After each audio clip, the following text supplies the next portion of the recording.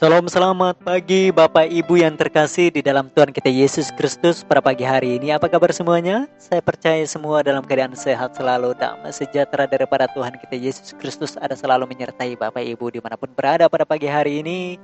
Dan saya percaya pagi hari ini kita ada oleh karena kemurahan dan kasih Tuhan terus kita rasakan sampai detik pagi hari ini. Oleh karena itu, saya mengajak Bapak Ibu untuk kita menaikkan doa kita sebelum kita mendengarkan kebenaran firman Tuhan. Mari kita berdoa. Allah Bapa kami yang bertakhta di tempat yang maha tinggi, Allah yang kami sembah di dalam nama Tuhan Yesus Kristus, Juru Selamat kekasih jiwa kami. Kepada-Mu ya Tuhan kami mengucap syukur karena Engkau baik dalam kehidupan kami, sehingga kami masih diberi kesempatan untuk hidup dan menikmati berkat dan kemurahan Tuhan. Pada pagi hari ini Tuhan, kami rindu dilawat oleh kebenaran firman-Mu. Berkati kami Tuhan, supaya kami dapat mengerti kehendak Tuhan, dan kami melakukan kehendak Tuhan di dalam kehidupan kami tiap-tiap hari. Ini doa permohonan kami. Hanya di dalam nama Tuhan Yesus Kristus kami sudah berdoa. Amin. Bapak Ibu yang terkasih di dalam Tuhan kita Yesus Kristus, pada pagi hari ini, kebenaran firman Tuhan yang akan kita renungkan bersama-sama yaitu terambil dari Efesus pasal 3 ayat yang ke-13. Demikian bunyi firman Tuhan. Sebab itu aku meminta kepadamu supaya kamu jangan tawar hati melihat kesesakanku karena kamu. Karena kesesakanku itu adalah kemuliaanmu.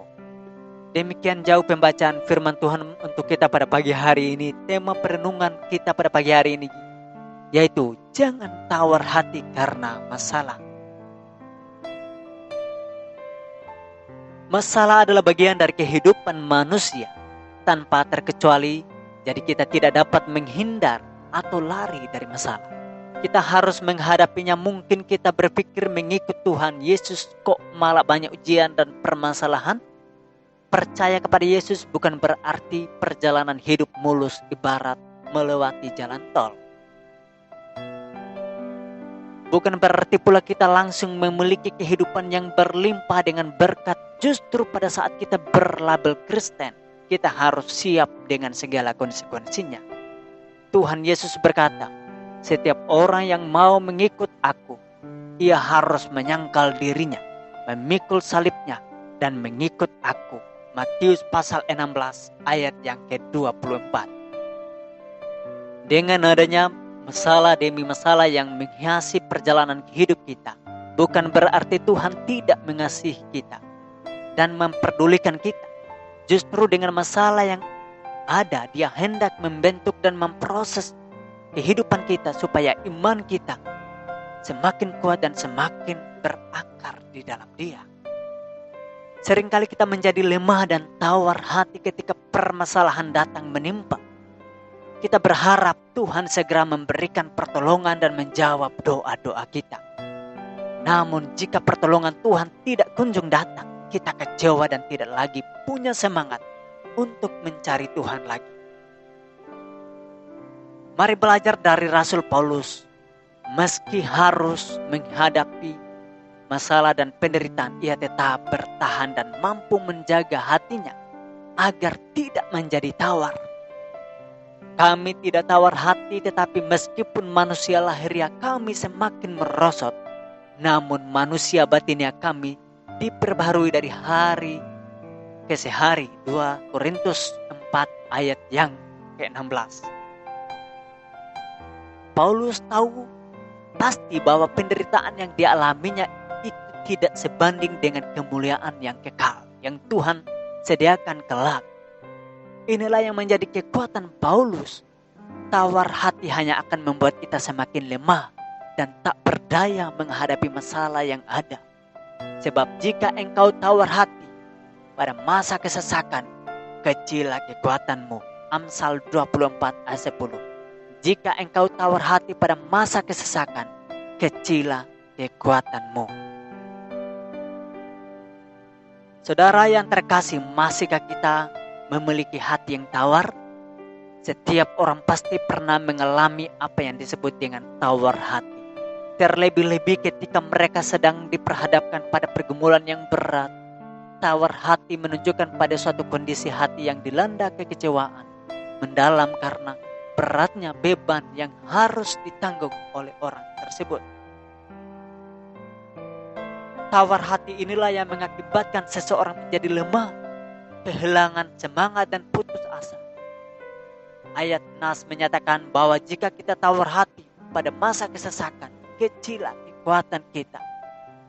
Ketika Yosua mendapat mandat untuk memimpin bangsa Israel menggantikan Musa, Tuhan Yesus mengingatkan Yosua, janganlah kecut dan tawar hati, sebab Tuhan Allahmu yang menyertai engkau kemanapun engkau pergi. Yosua pasal 1 ayat 9b. Jika Yosua terus tawar hati, niscaya dia tidak akan mampu membawa bangsa Israel merebut tanah Kanaan. Akhirnya Yosua terus berjalan dengan iman, memimpin bangsa Israel. Dikuatkan dengan janji Tuhan bahwa setiap tempat yang akan diinjak oleh telapak kakimu, kuberikan kepada kamu seperti yang telah kujanjikan kepada Musa. Yosua pasal 1 ayat yang ketiga. Perjalanan dengan iman bukanlah suatu tindakan yang nekat tanpa dasar, tetapi tindakan yang disertai dengan keyakinan akan firman Tuhan, mempercayakan diri kepadanya dan taat kepadanya. Berjalan dalam iman berarti tidak memperhatikan yang kelihatan, melainkan yang tak kelihatan, karena yang kelihatan adalah sementara, sedangkan yang tak kelihatan adalah kekal. 2 Korintus 4 ayat 18. Dalam Ibrani 11 ayat 1 dikatakan, iman adalah dasar segala sesuatu yang kita harapkan dan bukti dari segala sesuatu yang tidak kita lihat. Maka hadapi setiap masalah yang ada dengan penuh iman. Jangan hanya karena masalah kita menjadi mundur dan meninggalkan Tuhan, kita akan rugi besar. Bapak Ibu yang terkasih dalam Tuhan kita Yesus Kristus, seibarat kita memakai payung di saat musim hujan. Ketika kita memakai payung, bukan berarti kita meniadakan hujan, tetapi dengan payung kita dapat melewati hujan. Iman juga bukan berarti kita meniadakan segala persoalan demi persoalan, tetapi dengan iman kita mampu melewati semua karena kita percaya Tuhan pasti menyediakan yang terbaik bagi kita. Bapak Ibu yang terkasih, saudaraku yang terkasih, percaya pada pemeliharaan Tuhan adalah hal yang mutlak bagi setiap orang percaya. Yakinlah bahwa Tuhan tidak pernah memberikan pencobaan melampaui batas kekuatan kita. Pada saat yang tepat Dia pasti akan menolong dan memberikan jalan keluar yang terbaik. Karena itu jangan lupa untuk selalu bersyukur dalam segala keadaan dan mengamini setiap janji Tuhan dalam kehidupan kita. Penderitaan zaman sekarang ini tidak dapat dibandingkan dengan kemuliaan yang akan dinyatakan kepada kita kelak. Roma 8 ayat 18. Sehebat apapun badai menghantam kehidupan kita, jangan takut karena Tuhan ada bersama dengan kita. Sebab aku ini Tuhan Allahmu, memegang tangan kananmu dan berkata kepadamu, jangan takut, akulah yang menolong engkau. Yesaya pasal 41 ayat 13. Amin. Soli Deo Gloria. Demikian perenungan kita pada pagi hari ini. Mari kita berdoa.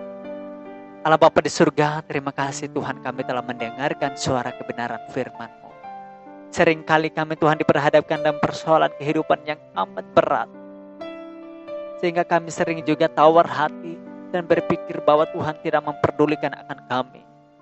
Tapi pagi hari ini Tuhan, Engkau memperingatkan kami kembali lagi untuk kami tetap berpegang teguh pada janji dan kebenaran-Mu, dan beriman teguh dan kuat bahwa apa yang Tuhan lakukan terbaik adanya bagi kami, sehingga kami tidak ragu.